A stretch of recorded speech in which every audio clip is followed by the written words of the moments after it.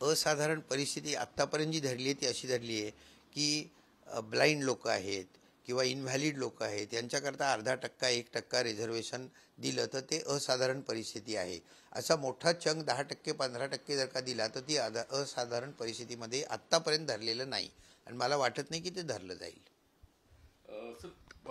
तुम्ही म्हणताय कोर्टात ते टिकणार नाही असं तुमचं मत आहे. ते टिकायचं असेल तर काय सरकारला करावं लागेल किंवा सरकार मग कुठल्या आधारे हे पुन्हा तिसऱ्यांदा हा प्रयत्न करताय? बरोबर.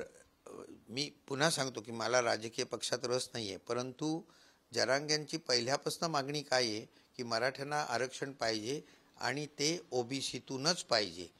यांनी ओबीसीत ते न घालता वेगळा प्रवर्ग करून 50%च्या वर नेला आहे. ओबीसीत जर का मराठ्यांना घातलं तर ओबीसीचं रिझर्वेशन कमी होतं. अगदी सरळ आहे, म्हणजे 10वीतला मुलगा सुद्धा हे सांगेल. त्यामुळे हा जो लढा आहे हा ओबीसी विरुद्ध मराठा असा तो लढा चालू झालेला आहे आणि त्याच्यातून मार्ग सरकारला काढता येत नाही. आता हे तात्पुरतं त्यांनी केलेलं आहे आणि ते कदाचित त्यांना सुद्धा माहिती आहे की हे कायद्यात टिकणार नाही कोर्टामध्ये, पण आत्ता तोंडापुरतं दिलेलं आहे ते.